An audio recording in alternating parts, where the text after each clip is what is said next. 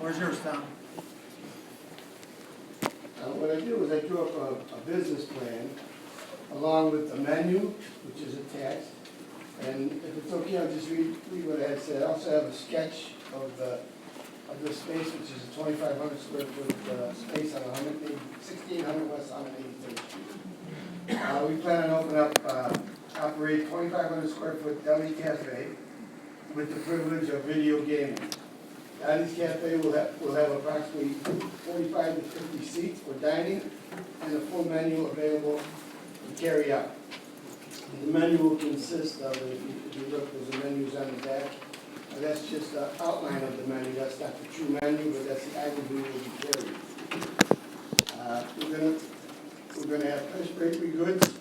Our plan is to partner with Shay's Bakery, local bakery in Tinley Park. We've already talked to them, and they're very receptive to us to deliver us fresh bakery goods every morning, at least six to 7 days a week. We will offer homemade soups and fresh salads daily. Our objective is to offer the finest quality products to our customers, which includes Boar's Head deli meats, Caribou coffee products, and Durbin's pizza. I believe we will successfully ask why do we believe we'll be successful? For several reasons, which number one, we will offer nothing but top quality products. We'll be able to compete with Starbucks and Dunkin' Donuts with our signature Caribou coffee and bakery offerings. Our Boar's Head deli sandwiches will be the best quality and most reasonably priced in the entire area. We will be able to offer our adult customers that will not enter a bar or a tavern, I think we all know that, video gaming in a beautifully decorated game room. And if you look on the, I have a sketch on the back. If you look out, it's a separate room off to the side. I believe the location is excellent for serving the community. 183rd Street is a very busy street, especially during the rush hour. We're very close to I-80 and Tinley Park Convention Center. I believe our concept will be very well received by the community. Dottie's Deli and Cafe will be a family-owned and operated business, serving one of the finest communities in the south suburbs, which I believe that and my family believe it. We've been here 10 years, and we love Tinley Park, and we love the south suburbs. We're born and raised in the south suburbs. I have all my businesses in the south suburbs. As you're aware, my family and I own Durbin's Restaurants and have over 40 years' experience. 10 years at our Tinley Park location, which is our #1 location out of all the Durbins. We feel very excited about the possibility of opening another business in Tinley Park, and that we and the community will be very proud of. My family and I are asking for your support, and I want to thank everybody very much for giving us this opportunity to present our business to you. If you have any questions, if you look on the back, I have a sketch of the business, a drinking lounge. Nowadays, coffee shops, they have comfortable chairs that the yuppies sit in, or the youngies sit in, and they do their paperwork and their bookwork and their computer work, and so we're going to have an area for that.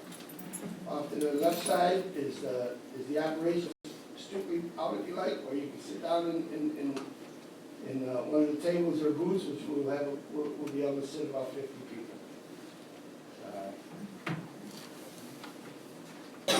We got 2,500 square feet. I believe 2,100 is dedicated to the restaurant, and the carry-out only 300 is dedicated to the gaming area. So this is not going to be just a run-of-the-mill gaming cafe. This is actually going to be a viable, busy, running deli, which will be serving top quality product.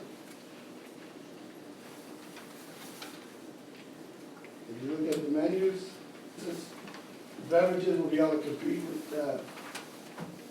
Dunkin' Donuts and Starbucks. Caribou coffee is a very quality signature coffee throughout America, and I believe it might help us in this area. The only thing we would serve would be beer and wine and anything with alcohol, and it certainly won't be stressed. I don't know if anybody knows anything about Boar's Head lunch meat. It's probably the best quality lunch meat you can buy in America. It's the best for you, it has the best nutrition, it has the least amount of any chemicals in it, and we decided to go with nothing but the best. We'll probably have about anywhere from 12 to 15 different types of sandwiches, homemade salads. We're even considering the possibility of selling it over the counter by the pound. But we'll get into that as we see how our business unfolds. Anyone on the board have any questions for Mr. McCollum? So you're not building, you own Durbin's and Tinley, I do. and you're building a new location at a different place, 183rd, 69th? I'm not building it, it's owned by Mr. Mack, McCullen Industries. Is it the old Always Open? Yes. Yes. Oh, okay. It's gonna be remodeled, it's gonna be totally remodeled and refurbished throughout. And I don't know if anybody dealt with Mr. Mack, he's a great guy. He's very happy to have us, we're very happy to be with him, we're out with him. And he's gonna help us with the build out, do his thing, we're gonna do ours and really make it a nice place. So you're leasing the property? We are leasing it. We have a 5-year lease with 3 5-year options, so. And you gotta have the gaming to make it work, I mean, is that? Well, the gaming is definitely gonna help it work, yes. I don't know if anybody, you know, I've always wanted, I worked for Jewel Food Stuff for 25 years before I went into, to our own business. And I was head of all their meat departments, out of 100 stores, we had all delis. I know very much about deli, I've always had an urge to open up a deli. But I got into the restaurant business and never really got to it. If you remember Clancy's, right over there, it was a beautiful little place. I mean, she has the best food you could possibly eat. I remember when we were building Durbin's, back about 10 years ago, we used to go over there for lunch, and it was a wonderful place. She did, yeah, she did. You know, she had the best food that I can remember around, with the doorstep and her homemade salads and soups. And I think with the traffic, maybe she didn't have enough traffic there, but I always thought that if I got the opportunity, I would do the same. But only in a bigger area, and much more traffic area, and you know, a lot bigger. It's 2,500 square feet. Any other questions for Mr. McCollum? What were the hours? What were the hours, I'm sorry? Your projected hours? Well, the hours would be probably 7 in the morning, 6 or 7. I'm not quite sure what time you can start. But I'm sure it will be closed by 11 or 12 at night. So you're doing breakfast, lunch, dinner, Yes. and? I would like to service the people going to work. And they would like to grab a cup of coffee and a donut. I think that's a big business. I know every time you go in around the Starbucks or a Dunkin' Donuts, they're waiting in line to get this stuff. And I don't know if I guess the taste of it is a matter of opinion, but Caribou coffee is a delicious signature coffee. And I think if we get the customers used to it, we'll get some of their business. So if the location's great, why not just open a coffee shop? I think we do more business with, by doing The gambling? Yes. There are people that won't go to a bar, won't go to a tavern. I know that for sure. I own taverns and restaurants. And there's a lot of people that won't do it. A lot of people like to go out in the afternoon and go to a place for an hour or two. And that's why some of these gaming cafes are doing so well. This is not going to be a gaming cafe per se. We're going to have a small 300 square foot area for it. Any residents have any questions for Mr. McCollum? Brian, I have a quick question. Oh, go ahead, I'm For sorry. the liquor commissioner, more or less. Who's gonna be the actual applicant for the liquor license? I believe it would be Mr. McCullough. And can you tell me anything about the history of his liquor license in Tinley Park over the last 10 years? Has there been any hiccups? I think that most of the situations that Durbin's has encountered, and actually we spoke to Mr. McCullough probably 3 weeks ago about the typical closing after hours issues that occur. You know, Oak Park Avenue, unlike this facility, of course, is a different kind of venue, but it's right in the middle of a residential neighborhood. You've got neighbors right there. And that, unlike Intimo and some other facilities that we have in town where there's close proximity to residents, there is there's a heightened sensitivity, especially this time of year as the seasons change, to closing and after hours. We have a 10 o'clock, for instance, shutdown of outside activities. And we've stuck to that primarily because it can get disruptive in an evening. And so, actually, Mr. McAuliffe asked to extend that a little bit, and we haven't rushed to do that quite yet, just because I think that you've got both single-family residences on Oak Park Avenue as well as, the condos, and I think a peaceful neighborhood is probably most important. But in terms of big issues, we really haven't had big issues with Durbin's. Durbin's and Timmy's our number one store. We've been there 10 years. I have 7 other Durbin's. I've never lost my liquor license. I've never been suspended. I've never, at one time, I think in Burbank, some trooper guys, about 8 years ago, a guy with a beard came in and the girl served him without ID. That's out of all of my places over the last, going on 40 years, I've had 1 ticket for underage. We don't serve minors, we don't deal in drugs, we don't allow people like that around us. We ran upstanding businesses in every suburb. You call any mayor, you call Mayor Klein, you can call Mayor Bennett, you can call any mayor that we deal with. And I've never heard one of them say that they would not recommend me open up a business in their town. Appreciate it. Thank you.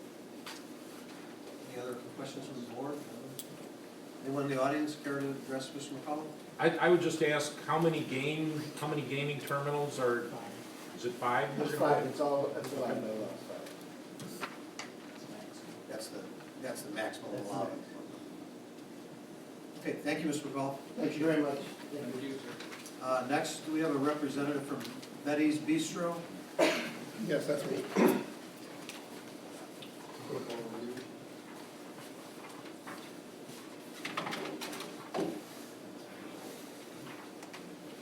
So we're, have a lease at 5950 South Harlem, which is on the Portillo's and McDonald's end of that mall.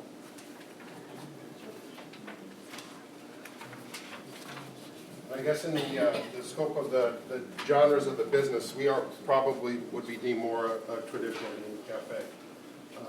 We have food service at all times that we're open. We have a central commissary. We have 60 stores that are open throughout the state right now. So we know from a success perspective that our concept works. For example, you'll see pictures of our existing store in Morton Grove as one of our finished stores. We tend to be age confined. We would prefer to be 21 and over by our choice. We do have a demarcation between the video gaming area and the normal seating area. So we usually have a combination of soft seating, which is leather sofas, high tops, 2 leather soft chairs, and then a high top, 4 tops, and then some 2 tops as well, and then the gaming area, which will have 5 machines. Somebody within our store always can see both the entrance and if there's a rear exit, as well as the gaming area, so that there's no chance if there's an underage that would come in either from a liquor perspective or a gaming perspective. I think I put the sample menus, or sample menus in the presentation. For example, we have a steak, egg, and cheese sandwich, plain bagel and cream cheese, frosted cinnamon roll, which is actually pretty good. I've had a few of those. Warm blueberry muffin. We have oatmeal medleys, which typically is oatmeal like you'd see at Starbucks, raisins, fruit, cranberries, brown sugar, cinnamon. And then frosted cereals or cereals, Cheerios, Wheaties, frosted flakes in a small container you can see in hotel, single serve, or anything else. For our day menu or our night menu, it's a combination of appetizers would be wings, zucchini sticks, cheese sticks, garlic parmesan, baked potatoes, green broccoli cheddar bisque, Texas Angus chili with black beans, for example. A series of sandwiches, a chicken club, Philly cheesesteak. Then we have a couple of flatbreads. Nowhere near the pizza quality of Durbin's, I'll just tell you that. I mean, plenty of Durbin's in my day, but it's vegetarian and meat lovers, and then cheese. And then we have sweets, obviously, on-site baked cookies, our caramel malted brownie is pretty good. What else is, yeah, it's good for the dessert. Oh, and then this new product that we're actually bringing out now, which is this apple blossom, which is basically a baked apple in like a phyllo type crust that's heated. If we could figure out how to keep and make our ice cream games well, we try to top that off with a scoop of vanilla ice cream. So, we believe we'll be successful for a couple of reasons. We've been successful in other markets, both in southwest suburbs and throughout the state. We're the #1 tax generator in gaming revenue in the state of Illinois. Typically, we generate about 380-some% in tax revenue with a typical restaurant or bar. Really because the market has dictated that this is an establishment that people would like to frequent. It's open, it's friendly, it's well lit, it's inviting. And with that, I'd probably open up any questions you guys might have about us. Sorry, where do you want to build yours? It's at 5950 South Harlem, so it's Harlem and 59 on the end near the Portillo's and McDonald's, between the Firestone and then that corner before you get around to the market. Do you remember which building exactly it was, which? Was it Jerk Chicken? Yeah, I know the strip mall. but there's- Yeah, I want to say it was a Weight Watcher, but we moved locations within them a couple times, so I'm not sure if that's the right one. But it's more, I would say it would be more towards the corner than it is towards moving the other corner around by the market. How many machines? We have 5 machines. You guys, you can't, you couldn't make money without the machines, you gotta, No, I mean, no, we would not get you without machines. Our machines are part of our business plan. Our typical build out on any store that you'll see, depending on the size, this one will be a little bit bigger because it's over 2,000 square feet. It'll be somewhere between $175,000 and $250,000. So we typically look for a 15-year commitment between us and the landlord to make that investment. And obviously the machines and the food are part of that. You know, some of the issues that we offer, sometimes food is always available, but we also offer complimentary coffee, soft drinks, and snacks, you know, for our players if they want to come in. So they're not mandated to eat food to come in, but they can if they want to. Do all of your locations serve food? Yes, yes, every one of our locations serves food. We have food from the minute we open to the minute we close. This would be the first family-friendly location, under 21 allowed? We have 21, under 21 are allowed in every place where we typically have a restaurant license. So you may always bring somebody in 21. We ask that if you come in with an under 21 person, that you stay, what we would call in front of the demarcation with the machines, just from a safety perspective. And at the request of the state, that there's not an exposure between the games and the under 21 patrons. No similar than underage sitting at a bar someplace. Just keeping a demarcation between the two areas.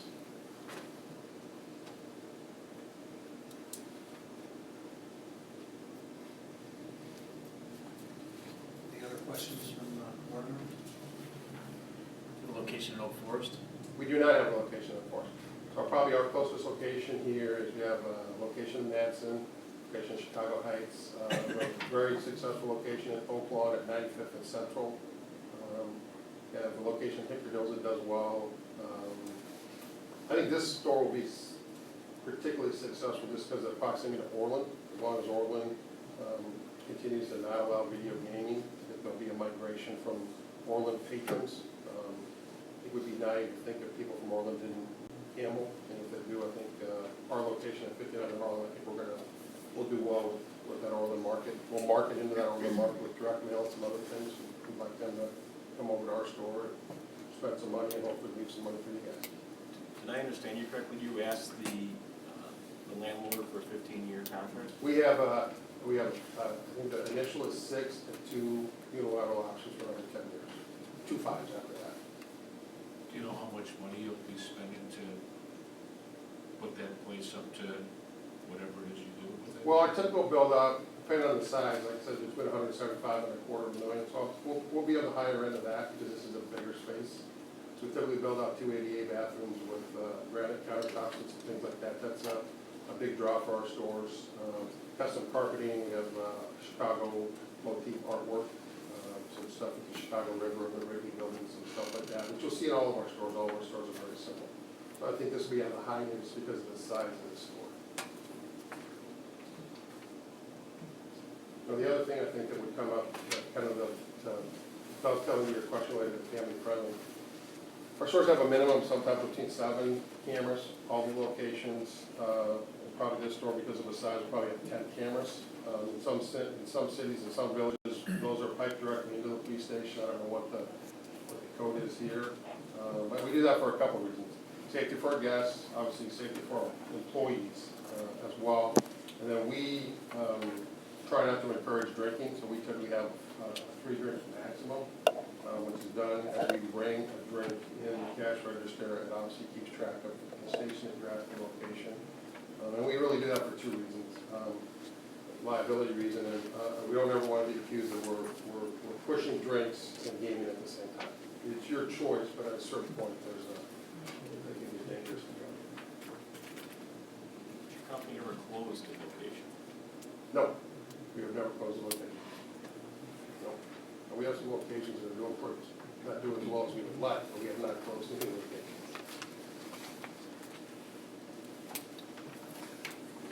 Anyone from the audience have any questions for Mr. Payson? I think we're all pretty excited about these businesses, what they want to come in for me. I'm really excited about the Durbins. I mean, I can't wait to go there. It sounds fantastic. Now with this new one here, this one here, I'm sure they're not thinking that they're in competition with each other because they're on the opposite sides of the village. But if we had to pick, I know we'd go with that Durbins. It sounds fantastic. But this one is here showing us, it seemed like just relying on the gambling, really highly on the gambling, and that's what some of the community is kind of worried about, is the gambling, and the booze. So we want to give that a thought, although we really appreciate the businesses. I like the apple blossom idea. But no, I'm sorry, but what were your hours? I might have missed it. Well, typically, we open from about 7 to midnight, and then we let the market tell us based on what the liquor license is to. Sir? Can I just, I don't know if this is the venue to do this, but just to bring this up for the commission. I went on the Illinois Gaming Board site, and 2014, Tinley Park had 20 establishments and 88 machines. They took in, the Tinley Park share was $71,399. In 2015, there was 23 establishments with 102 machines. Tinley Park's share was $179,048. That's what came into the village. It goes into the general fund, I assume? Yes. And so far this year, January, February, the village share has been $33,449 with 21 establishments, 96 machines. It's fallen off a little bit. But if you extrapolate that 33,000 out over 12 months, that's $200,000 in revenue coming into the village. What I would like to see the board, the commission and the board do is put a cap on the number of machines in Tinley. And also earmark 20%, 15% of the money that the village gets from this revenue stream into a fund to pay for $1,000 scholarships for high school graduates, or Wrestling match? something, or given to the schools in above what the board is. We all got taken by the Illinois lottery back in the 80s. They told us that profits were gonna go to help the schools. The schools never got an extra nickel from the lottery. Because if they were budgeted $100 million and they got $50 million from the lottery, they just took the $50 million from the schools and put the $50 million in the lottery, and they never increased that. But I would like to see a percentage of this money earmarked for a specific thing like that, like scholarships or school technology fund, something like that to help the kids in Tinley Park. I mean, I don't see who would object to that, and I think it would put a better feeling for everybody on this, and maybe even push other municipalities around here to also see, I mean, we'd be on the news for doing that, and that maybe these other villages around here would also start to do the same thing to help their kids in the town. Thanks for sharing your thoughts on it. What's our percentage that we get? 5% of what's called the net terminal operating income. So after all the prices are paid and everything's left in the machine, then the local municipality gets 5% and the state gets 25%. So last year, we're closing our numbers out with our stores. We are generating collectively about $1 million a month between the state and the local split. Some communities have sticker taxes that go on the side of the machine and other license taxes, so there are other ways to generate revenue as well. I hope you don't do it for Aquaroma, but I mean, there are other ways to generate money as well. Thank you, appreciate it. With I'm Durbin's, sorry, someone else have a question? I just have one thing, I don't know if it's a question or a comment, just kind of, I'm neither for nor against these really, but kind of looking forward. Right now, we're allowing them in the bars, which is, fine, and now it's cafes and bistros. Are we projecting in the future, is there gonna be a, where they're not allowed, like where you can bring your kids and, be everything? I may be able to answer, or at least shed some light on it, I don't know if it's really an answer. You'd be amazed at the request we're getting for these Class D licenses, because the state requires that you have a beer and wine license before you can have the gambling. That's a requirement.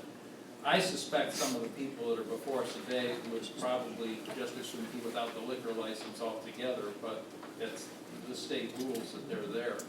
So, I think for the most part, the state has set the parameters on these rules, and we locally, at least as liquor commissioner, I've said and imposed a 2,000 square foot requirement in terms of space, which hasn't always been popular, by the way, with some of the requests that we've received, because that is over and above what most communities do.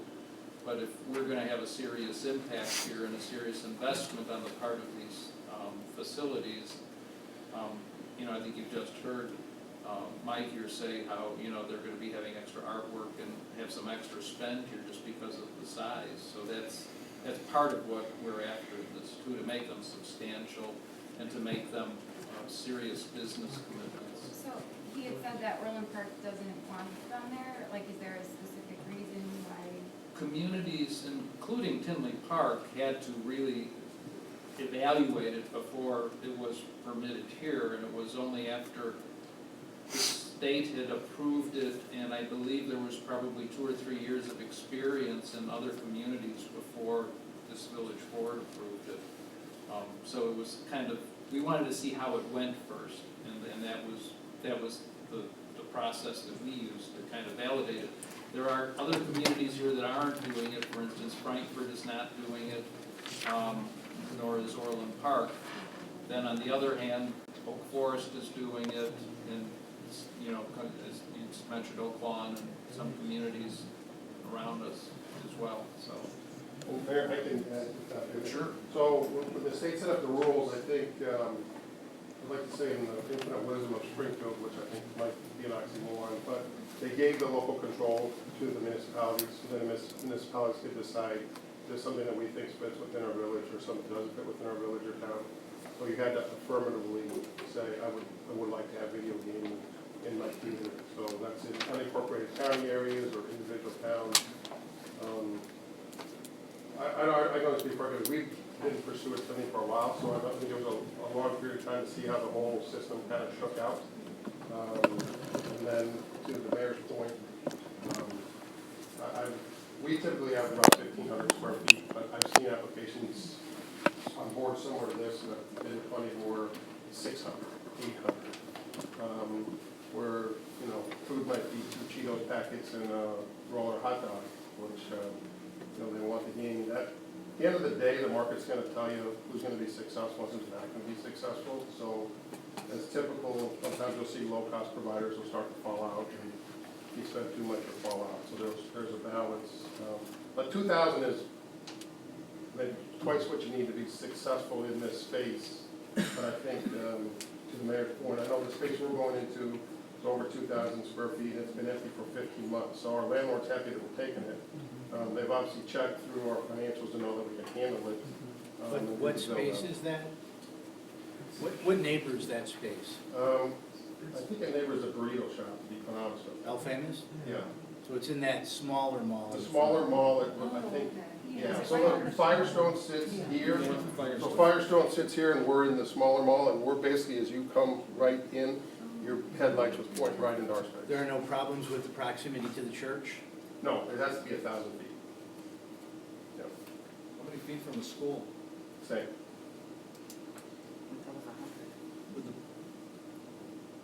Would it be the building of the school or the parking lot, the lot line? Where does that determination start? Does anyone know? I believe when we talked about is the door, the entrance. Gotcha. That's what I heard. Has anyone measured the door from Central Middle School to the other proposed one on 183rd Mill Park? I don't believe it's 1,000 feet, I believe it's 100. I think you're right, I think it's 100. You're right. That's correct. Thanks for clearing that out. You want to sit down and get the rest of the board? Yeah, the state, believe me, the state checks those out. They're very specific about that when they do their inspections and their reviews. Sorry, you had a question?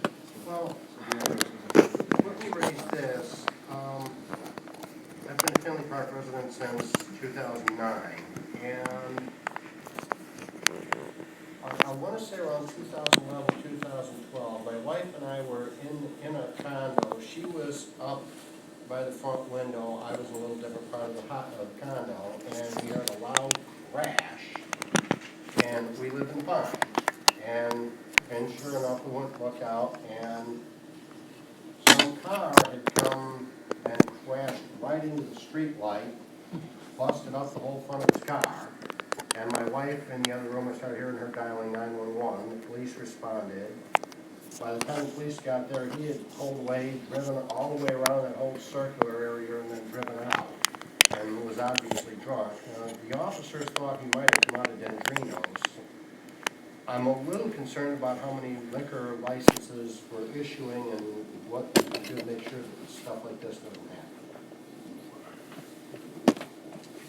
I mean, I think the petitioner here has said that there, in this instance, is three drink max. yeah, we have a 3-drink maximum, so, the other issue is we don't have, traditional, televisions or things like that, so we're not necessarily encouraging you to sit there. I've got another question for the gentleman from Durbin. Is there any way we as a village can have you open up a coffee shop, deli at that location without gambling and liquor? I mean, it'd be a great business. Everybody in town would love to go there and get their coffee. Deli sandwiches were kind of a good deli desert. Is there a way that it could happen without that? I mean, do you need to have that? I mean, The plan is to have the gaming, and the plan is to have it set aside yeah. to help us be successful. I Do you think you Keith, can when I do said it? that we're gonna have the best, the most reasonable prices in the area, that's gonna be why, that's gonna be one reason why, that can help us pay our rent. And I want to make sure everybody understands something. I have a couple gaming in my other restaurant, and we are not getting rich from them games. We might not have paid the rent, we might not have ordered some new chairs, or get the roof done once in a while, but we couldn't do it before, but, I mean, it's bringing in some revenue to help us run our business, and I really do believe that on 183rd, that's exactly what it will help us run our business properly, and I've not had one call ever, not one complaint, not one light, not one police call, since they've been in not one of my places, not one time. As a matter of fact, I would say it's probably the safest thing we've probably done in the last 3 years. If you go by a police call or an argument, we've not had no problems whatsoever. And I think the mayor can attest to that. And the mayors from all the other villages I'm in can attest to that. I'm not suggesting that in any way, shape, or form, it's a great business, it's an asset to the community, and what you're talking about bringing in would be a great business and asset to the community. I'm just wondering if there's a way to do it without gambling. I mean, that corner that always opened closed years ago. It'd be great for people to have a close by place to get a sandwich and And I think coffee. they'll still be able to do that. I don't see no why they I'm just wouldn't. I mean, there's no reason to go into the gaming room unless you really want to go in the game. Yeah. And it's not gonna look offensive, it's gonna be. Thank you. Thanks, Mr. Pizzo. Appreciate it. I have just a general question, and it's more for the village. Has a study been done, how much gaming and liquor is on the east side of Harlem versus the west side of Harlem? I just feel Oak Park is, everybody likes to go to Tian's or Durban or wherever to drink. I just feel there's an awful lot of liquor coming on our side with gaming. How much is on the other side? I think there's some proposals that our liquor commissioner may know more than There's more on the east side you're suggesting? I'm Park asking, Avenue? it just appears, but I live on the east side. When the initial proposals for gaming occurred, they primarily were on Oak Park Avenue.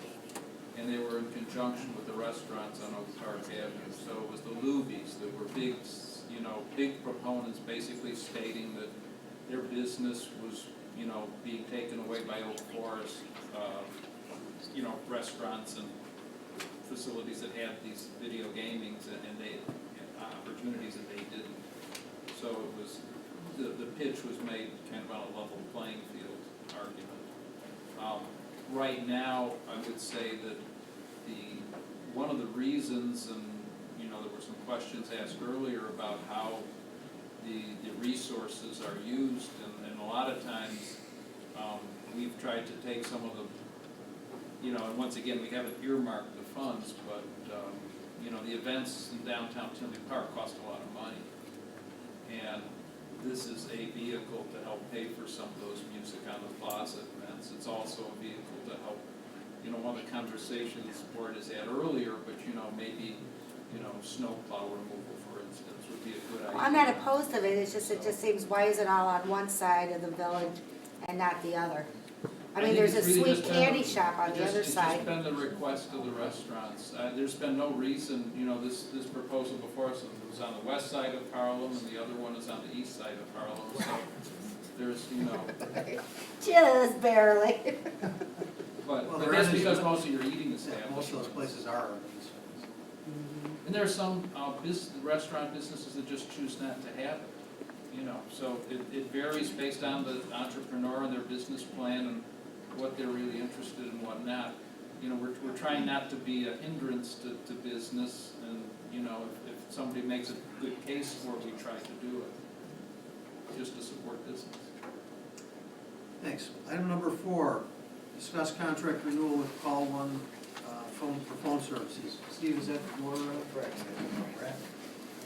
Yes, we've had a contract with Call One for our domestic phone services for several years. It is a contract that was negotiated through Suburban Purchasing Cooperative, and we are at the end of a term on that, and we're looking for a 1-year renewal to take us through April 2017.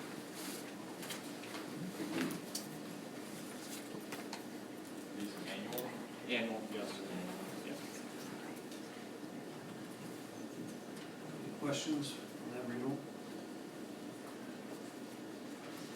Is that something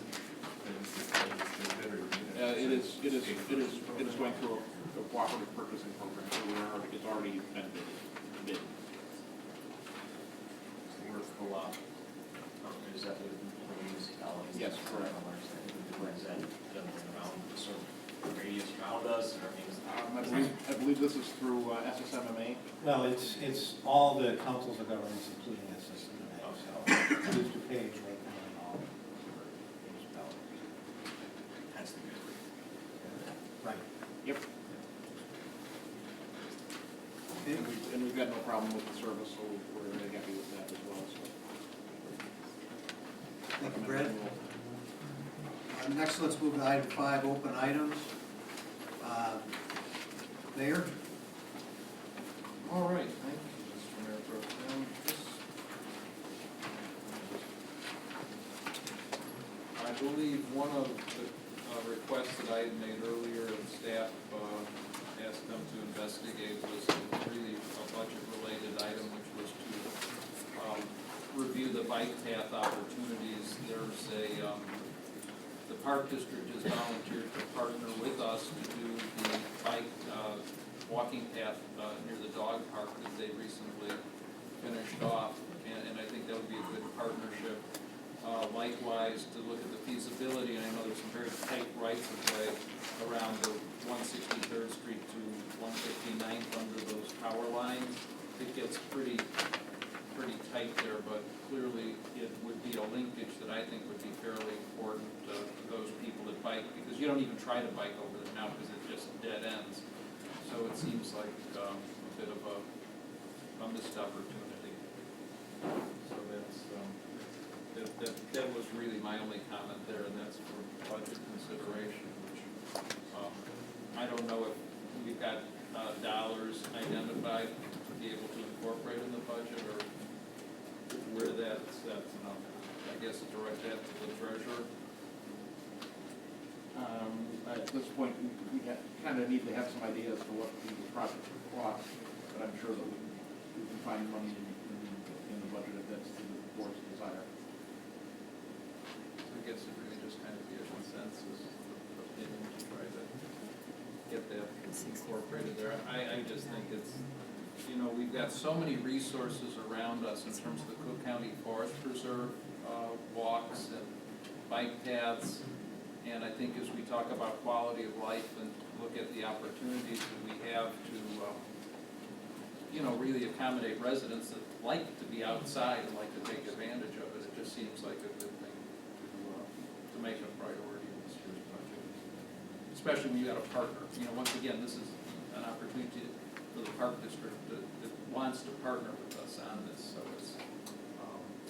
it becomes a shared cost on that one dog park piece.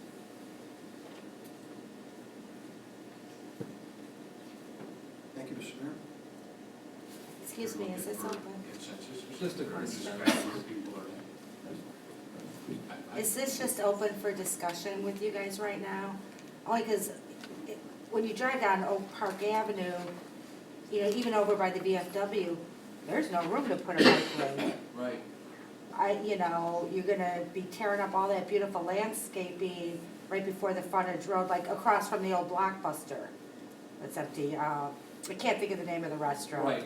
I mean, is there a feasibility study gonna be done? Because it just doesn't seem like there's room. Some streets don't lend themselves to it in terms of the way they're constructed. And it's kind of interesting because I talk about how great the Forest Preserve streets are, yet the Cook County streets don't accommodate even shared lanes. There we go. So, another conversation for another day, I guess, but I think these are very dedicated paths. These aren't in conflict with street traffic or anything else. These are basically paths that are through vacant areas. So these are gonna be like walking paths, not the bike lane? Not the bike lane, no. Because that's a dangerous, that wasn't really thought out. People kind of use it. Okay, thank you. Can you clarify that? You're talking about underneath the power lines on that property that runs? Yes, that's the one on 163rd to 159. The other one is south, your way. Could you maybe get a map and some kind of costs? I think it's a great amenity.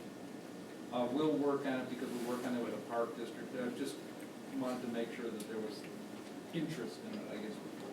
On that item, I know Orland Park recently, in their forest preserves over there next to White Mountain, they put a pretty decent sized bike path. Is there any talks with our county? That's Cook County.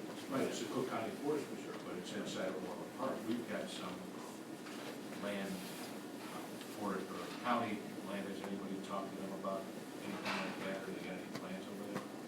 As I think we've discussed some of the broader amenities and a closer relationship with the Cook County Board, that has actually been, probably that's one of our next items of discussion, because a lot of that is so passive that nobody ever uses it, except for the dirt bikes that go in there illegally. And some picnics.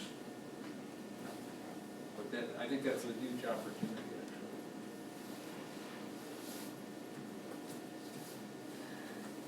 Thank you, Mr. Mayor. Anything else from you? Well, there are some, I don't know, the committees and special village board meetings, I'm not aware of the specifics there. Just a placeholder. Okay, so, yeah, no action. Yeah. Clerk's office. Clerk is out of town. Do we have a representative from the clerk's office to address any of these matters? No. We'll pass on those then for this meeting. Budget audit administration, that was Bernie Brady's committee. He resigned, so there is no trustee who's chair of that committee right now. The ethics ordinance and internal auditor proposals are pending and will be reviewed, and I'm not sure of the financial statement. I speak to that. I did at the last public meeting that I was at, it was out of town at the last meeting. I mentioned that I put together amended version of Bernie's ordinance. I got that, I gave it to Lisa today, she's gonna get it to the attorney, he's gonna type it up and hopefully present it to everybody, or at least have a draft copy before the next meeting. Great, So before Friday. great. The financial statements, Yes, Brian, Brad. was a holdover item, already been addressed. Oh, okay, that's. Building and compliance. That's my meeting, I noticed that they've got the type 3 construction, we voted on that recently. The board at that time was me, Bernie, and I think TJ. Bernie's not here anymore. I don't know where that puts us. We also lost Don McNeely, who had been the building commissioner for years, he's gone. Mike Mertens, who is spearheading that, and he's gone. I know that there is a project that everybody's interested in, that they want to go with that. One of my big concerns with that was, is this new type of construction just as safe? Although everybody's saying it, there's no real testing that anybody's going to, there's kind of looking towards getting some of that, so. It's just so everybody knows what's going on, kind of what I'm looking for in that. As far as the property maintenance goes, I'm not sure why that's not. I guess that's the 2 buildings that we're going out to bids for. Does anybody know, let's get back on that? Those will be issued next week. Prairie Direction will be advertising for those, and there was 3 properties, and we'll be having the potential bidders for that one proposed as 1 total cost, as well as 3 alternates or 3 separate costs. And I will speak to the board. I'm sure one of the things that the board will look at is ultimately, is it cheaper to have 1 contract to do all 3 of those properties, or based on the various individual prices for those contractors, and obviously a lot of committee discussion with those.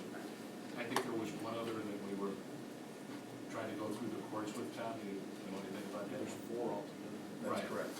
Any updates on those, or they're still kind of in work? There's, well, 3 we had orders on already, and the 4th one that we're still working on. Just, Benito, one thing before, because we kind of jump down. The ICC building code updates are an important issue to be addressed as well, because of, the fire prevention. Deputy Chief Reardon has told us already that it puts some accreditation in jeopardy, and there's also the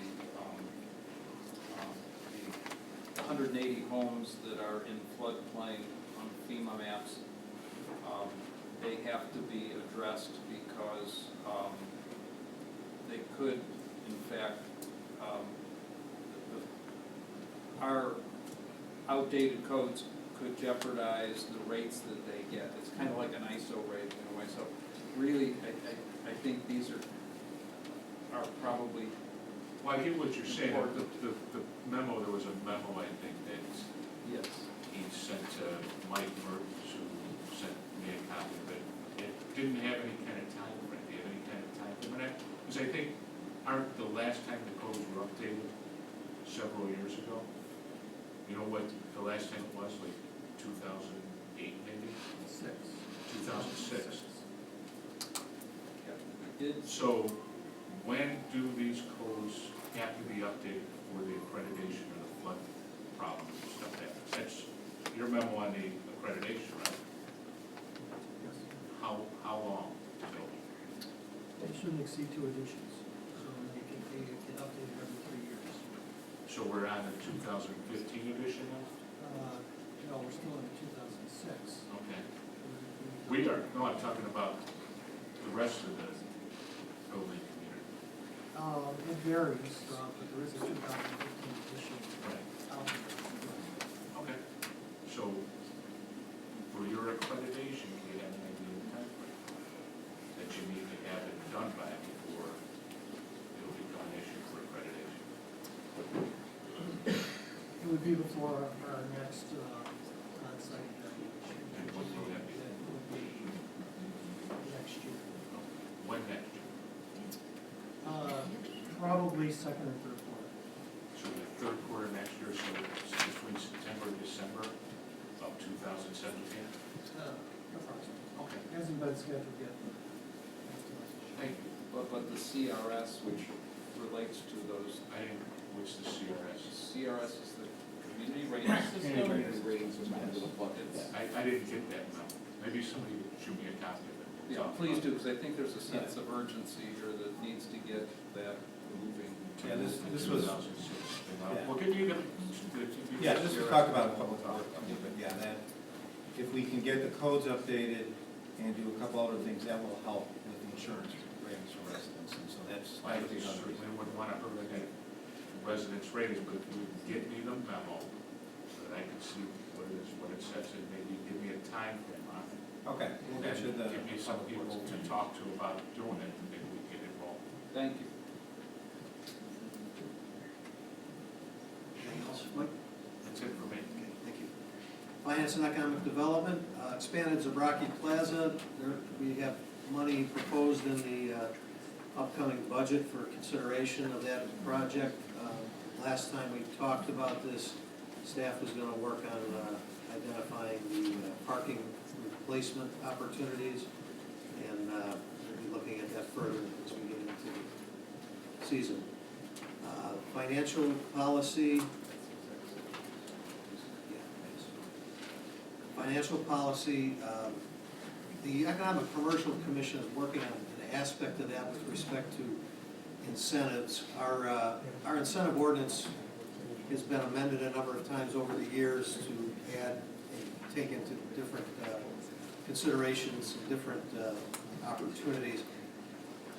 It's a little bit unwieldy right now and a little difficult to follow, and that commission is taking a look at it and will work in conjunction with the village attorneys to recommend any potential cleanup of that ordinance. It's not a question of them establishing policy, it's more a question of clarifying what the policies are and perhaps also putting together a sort of a shortcut for developers as to potential opportunities for incentives and what the different incentives are. As you know, it varies, what we can do varies depending on whether it's in a TIF, what TIF it's in, if it's in Cook County, if it's in Will County, if it's in Orland Township, or Rich Township, or Bremen Township. So there's a lot of moving parts on that, and one of the experiences of the Economic Commercial Commission and working with, talking to potential developers is they're not real clear on exactly what might be available. Again, it depends a lot on the project, what the board might be willing to do in terms of incentives, but that commission, I think, is desirous to make that a little bit clearer to the development community. The other part of financial policy having to do with investments, Brad, I defer to you on that. We're working on some other updates on the fiscal policies as well. Okay, thank you. Downtown marketing in the proposed budget, there's additional money in the budget for marketing in the downtown district.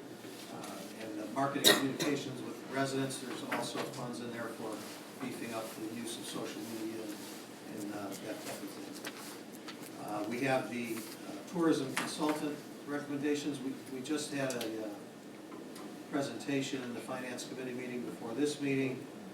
As you may recall, we put some money in the budget for a branding initiative. That RFP went out and there were 8 different proposals. Our marketing staff reviewed them and recommended that we consider 2 as the top proposers, Roger Brooks and North Star. We looked at presentations from both of them this evening, and our committee will be discussing this further in the very near future. Tinley Park Mental Health Center redevelopment. We're into the focus group sessions on that. I know we go through roughly July. I think the next one is tomorrow night? At Central Middle School? Yes. I think, and if I'm not mistaken, there's another 3 more after that or something? Sure. Each have a little different focus. I know there's a youth focus one, but we're getting a lot of interesting ideas there, and hopefully we'll continue to get good cooperation. I think that there was a little bit of a drop-off between the first and second sessions, and unfortunately, more of the people that seem to be coming out are 55 and older, and we're really trying to reach a broader spectrum than that. Not that there's anything wrong with us that are 55 or older, but we're trying to get more input from other demographic groups as well. So there is a concerted effort in trying to make sure we reach the entire community. So hopefully more people will come out tomorrow night than the last one, and hopefully we'll begin to get a little bit better representation from a broader group of ages. North Street is now owned completely by 2 entities. One is the village and the other is an LLC. We're in discussions with them about the future of that site, but nothing definitive at this point. South Street, we talked a little bit about earlier. There is the issue of their request for type 3 construction that they have indicated they need in order to succeed there. That is a matter that we still need to work through. And That was a need to secure their funding, actually.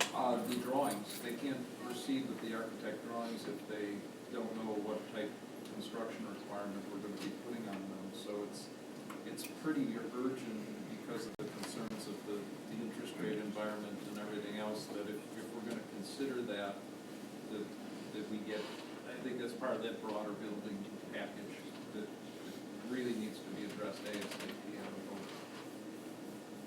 Yeah, we addressed it, we voted it, and it wasn't necessarily geared towards that project specifically. That project was,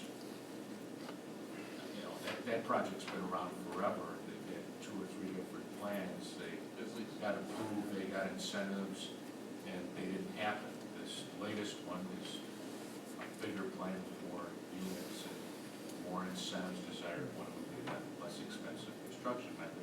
Before we change our building codes to that less expensive construction method, which at this point seems to certainly benefit that project, maybe others. I'd want to look at the safety records of that type of construction process. And I think it could be done. I know people had said go to the building that they built. To me, that doesn't mean the same as, the fire rating services checked it and they held a fire to it and it works.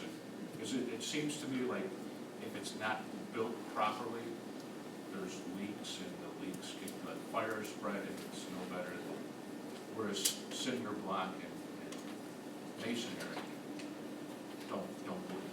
You know what I'm saying? Don't bleed fire. I would ask that our deputy chief gather that information for the building folks, through planning, get that information, because I think we've got a situation where developers right at the precipice of having to make a decision. And I'd rather we got that decision done with so they've got the direction they need to proceed or not to proceed. Correct me if I'm wrong, do we have type 5 hotels in Tinley Park Yes. currently now? Yes, sir. But those are hotels. People don't live in those year round.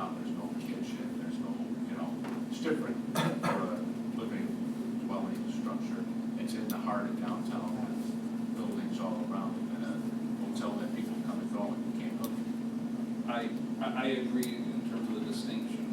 It's just also been made apparent to us that other communities such as Downers Grove and Arlington Heights and other communities, Lyle, Naperville, in TOD areas, which this is considered a TOD downtown type area, have permitted this construction and have had success. But I agree with you, you should get some more data so that you can get through this and feel comfortable with the decision. I think we said we'd revisit it at some point. I just don't want to continue down this road and bring this up at every meeting, so I want to make a definitive answer at a certain point here in the near future. Well, I think with this other pressure on these building code updates, I think you've got the driver. That's the time to visit the whole subject and get it, just get it done. Maybe Dave, Niemeyer, can you share with the board again via email the study that of all the other municipalities that have already changed to a type 3, and maybe a suggestion of how their development was triggered from that point? I think that's important. I mean, I'm not taking away a life safety point here. I clearly understand that. I mean, we stick to the conservative values of type 1, the toughest development due for fire safety. That's fine. It's going to prevent somebody from potentially dying from fire. I'd like to see the value of changing it in these other towns. And then also to the other point of economic development, we're seeing all these towns around us building vastly, and we're stagnant. And I'm not saying that this is going to be that golden egg for us, but we have a development that's waiting and waiting for this. And to let them pass, I think, is a failure. I don't know, I've only been on the committee since September. I think they presented that to me in October. At that point, or maybe it was January. At that point in time, it didn't make sense. I certainly want building to happen. I don't know what is wrong with where all the buildings taking place. Are they type 1 or type 3? Hybrid. I think it's a hybrid, actually, the Orland structure codes that they're putting up for their multifamily.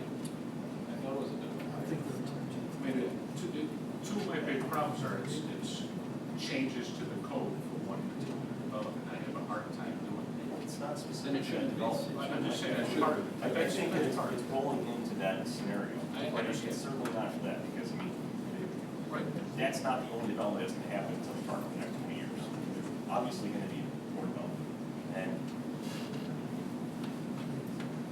it's a philosophical decision that we have to make. We're seeing other towns. This matter's not on the agenda for today, I understand. Yes, You it is. want It's type you want three. it. It's number one It's on not the there list. for the open items list. Bring me the information, revisit it, and building planning. When can we expect? Put it on the agenda for next Tuesday. I can get the list of the towns, yeah, I mean, it's already there, so I can out this one. The list of the towns, we've seen. I'd like to see. There's again, two that- big that's a projects that this would apply to, multiple units, rental developments. Those, Mental health side as well.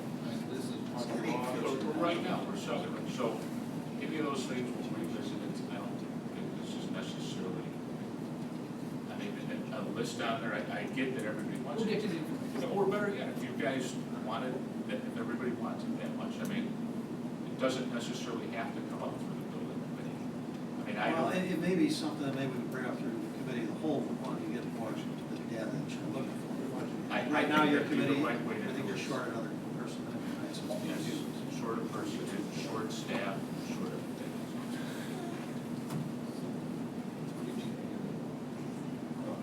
We want information on safety, if there's been any safety issues. Basically, testing on that type of construction hasn't been tested, hasn't been used, hasn't been problems with other places.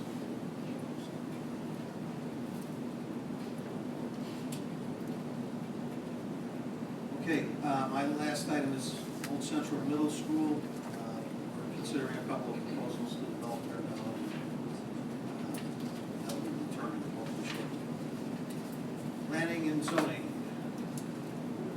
The specific, I'm sorry, to bounce back to you real quick, Yeah. Brian, the Central Middle School, those are two developments, townhome developments, correct? Two 45 to 50 unit townhome developments.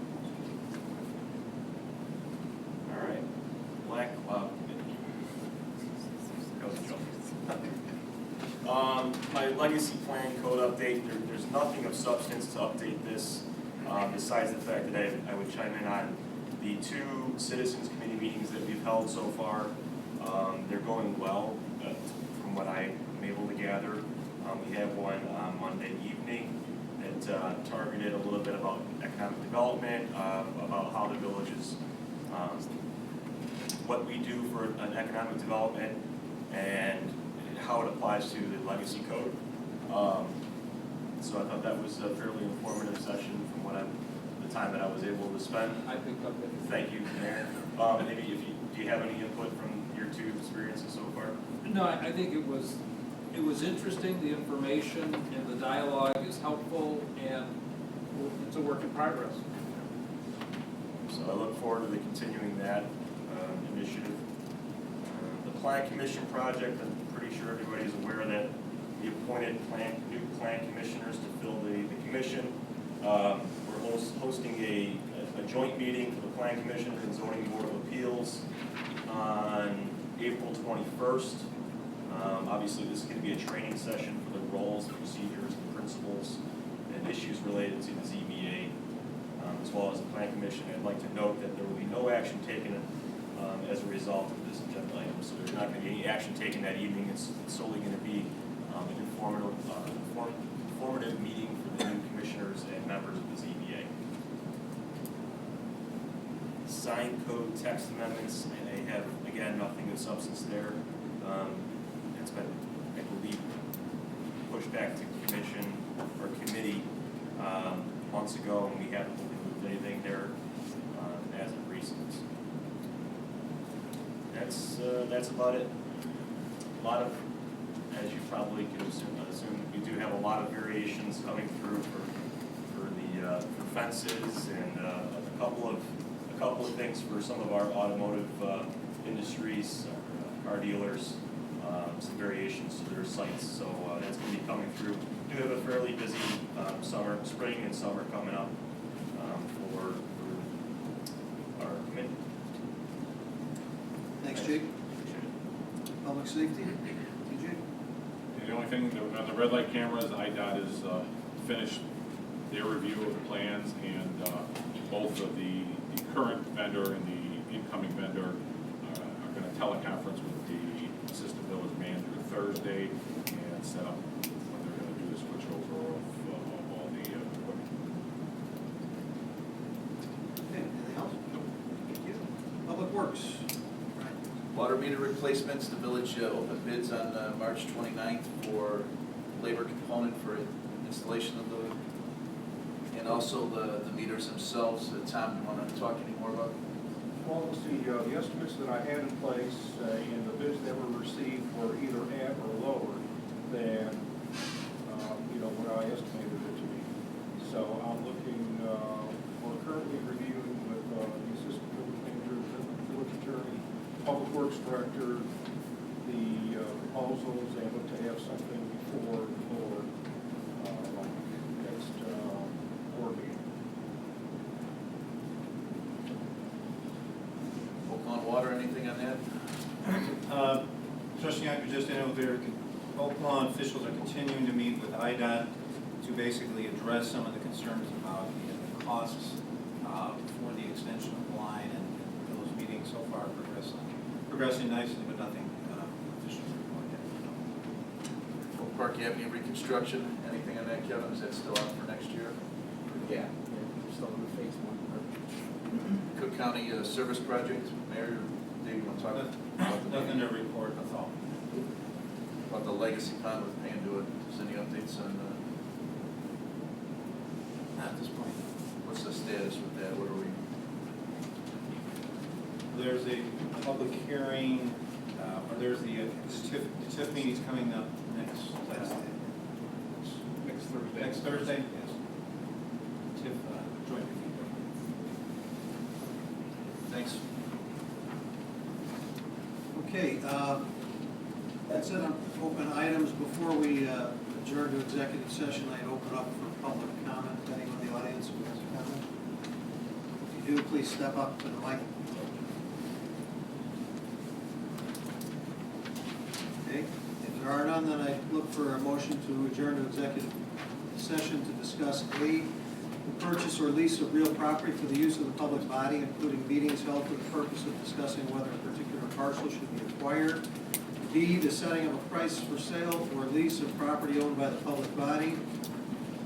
C, litigation when an action against affecting on or behalf of a particular public body has been filed and is pending before a court or administrative tribunal, or when the public body finds that an action is probable or imminent, in which case the basis for finding shall be reported and entered in the minutes of the closed meeting.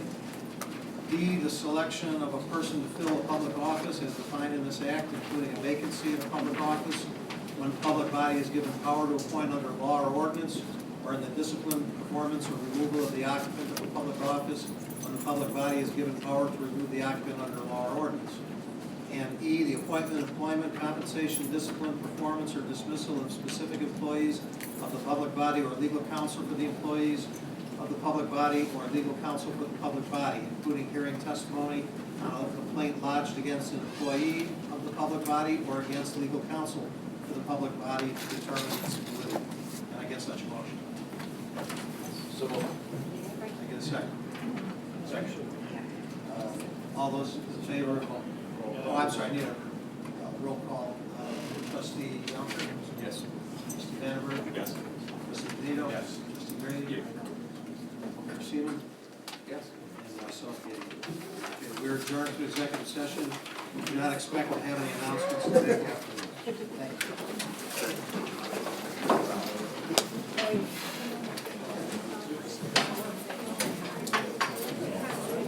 Hey, he is right here.